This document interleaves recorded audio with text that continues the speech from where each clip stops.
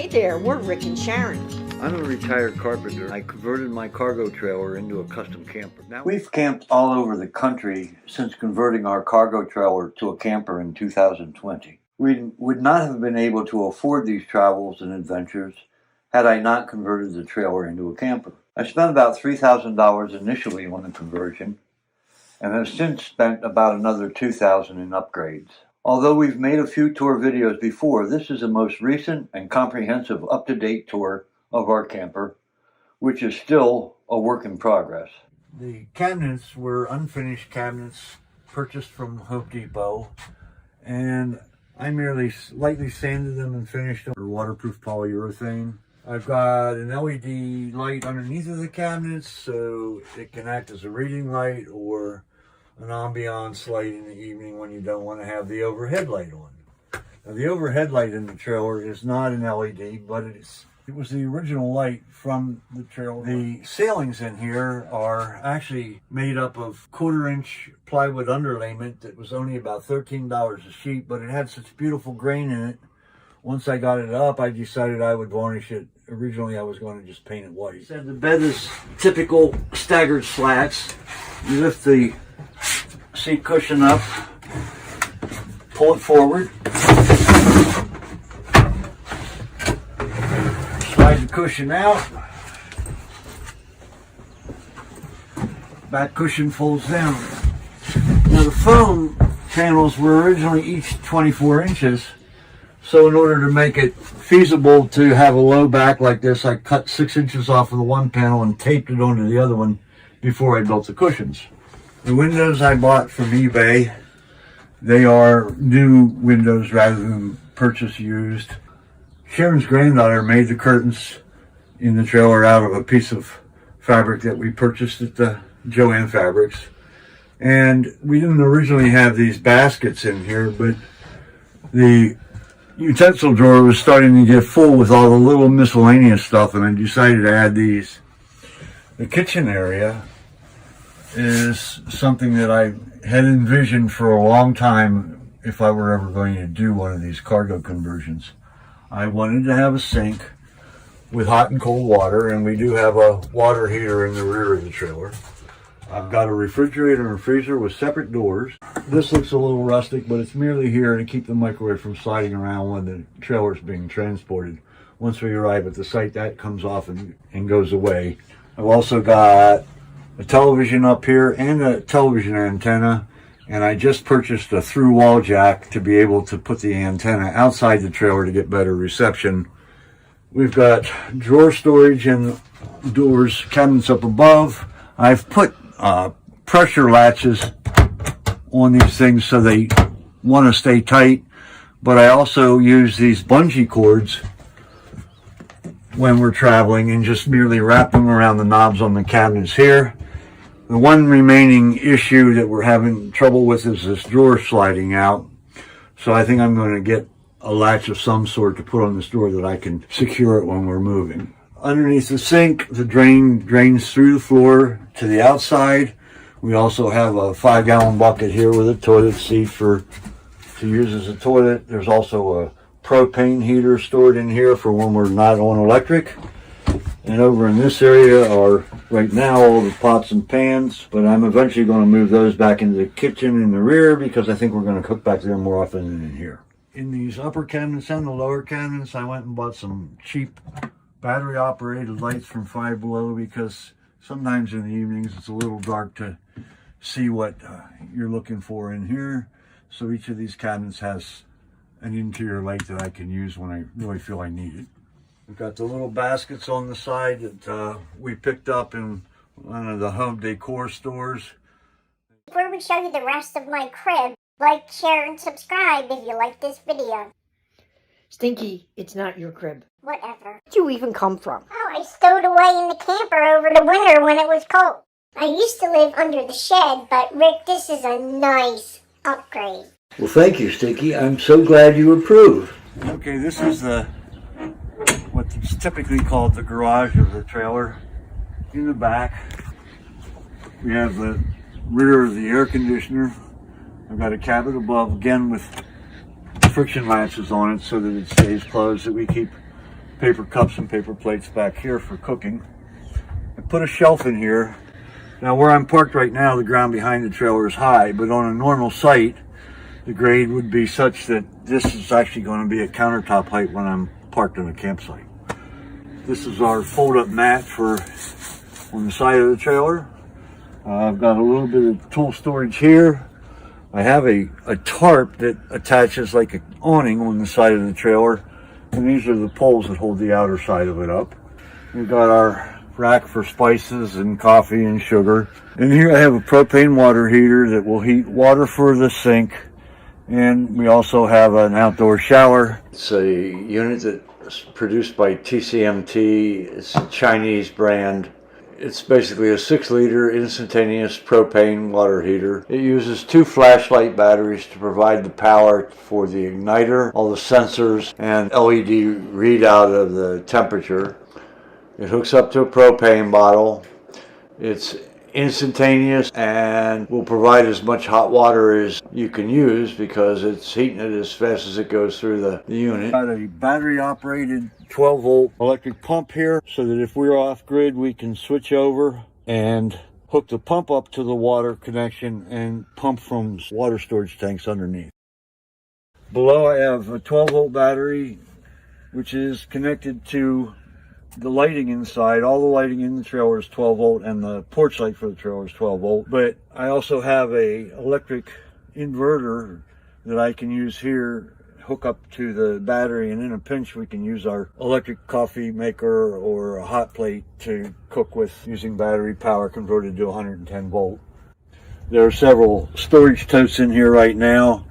I'm toying with the idea of building one larger slide out bin, but for the time being, these are adequate for holding all of our kitchen appliances.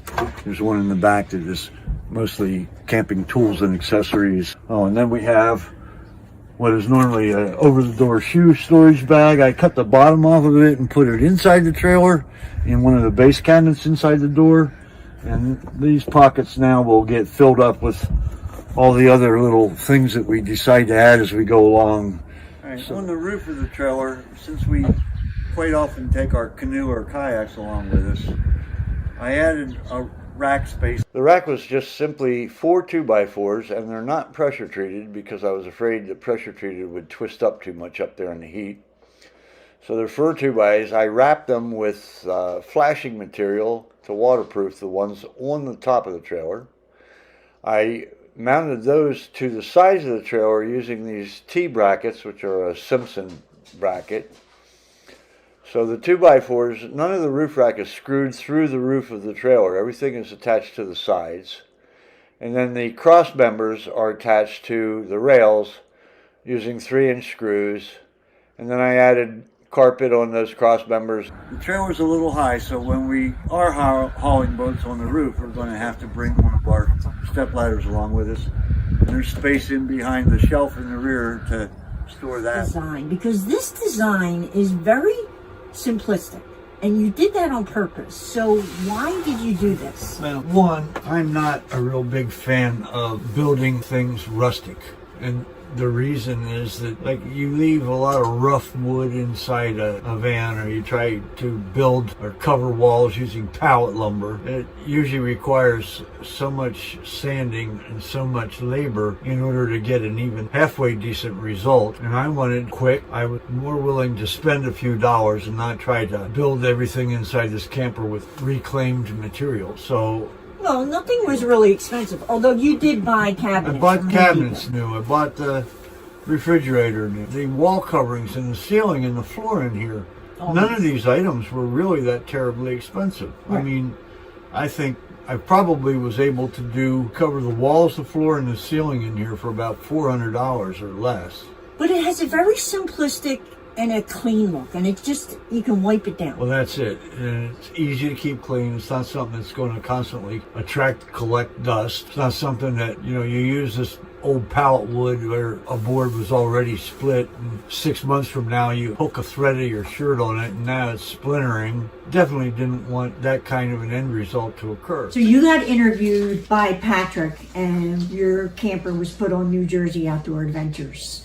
So I want to ask you what that was like. He's got a huge channel, So what was that like for you? Well, I was looking forward to it because I saw that, Patrick had a pretty good sized channel, and there had also been some mentioning that it would probably help to promote our channel by doing that. The other thing is that Patrick has a system that he uses, plan that he follows when he shoots a video, so he just basically repeats it. And what he does is discusses what he's going to do so that you know exactly how that video is going to take place. He'll talk about the fact that he's going to go around the outside, first, and he will point to certain things so that nothing gets overlooked, that everything gets, as much of the bill gets included in the video.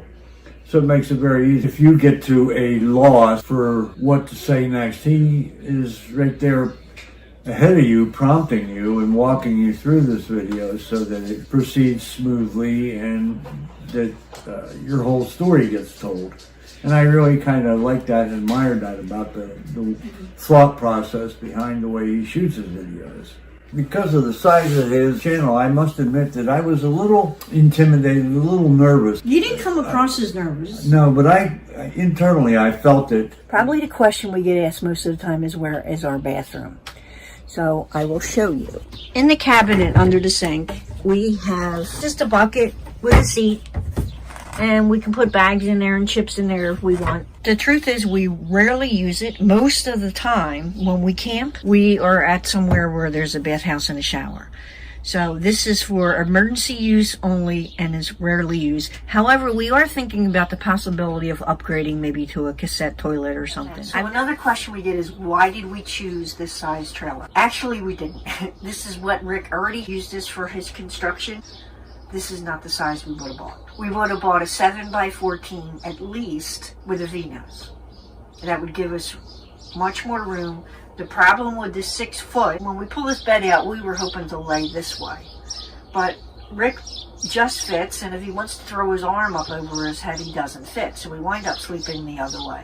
A 7 foot wide trailer would have taken care of all that. We don't cook in here. We do have a microwave. That is the only thing we've ever used in here to cook with.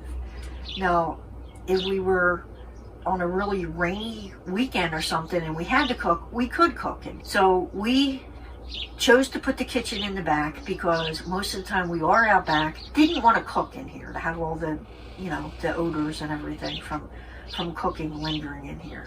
So we like the rear kitchen. Now, in that rear kitchen, we have a propane stove. We have a hot plate. We have a crock pot. We have an electric griddle. I think we have more appliances out back in the cargo area than we have, or just as many as we have in our house. So we have plenty of ways to cook. If we needed to bring a hot plate in here, we could do that. So it's versatile, but like I said, normally our cooking is done out there, and also we eat out there. The only time we use the microwave, sometimes we will have, I'm embarrassed to say, quick microwavable dinners, because sometimes we'll pull into a site, it'll be late, and we don't really want to fuss around with cooking and everything, so we may just nuke something in the microwave. So here we are, our first time boondocking out in western Pennsylvania. We're in a primitive campsite. We have no electric, no water, no hookups, no anything. And yet, we want for nothing. We have hot showers. We have 2 toilets, 1 bucket toilet in the camper, another cassette toilet, and a little tent out back. We have an inverter generator with TV, heaters, all different ways of cooking. We're living large, even though we're boondocking. Rick and Sharon have a lot more videos, so sit back, subscribe, and enjoy.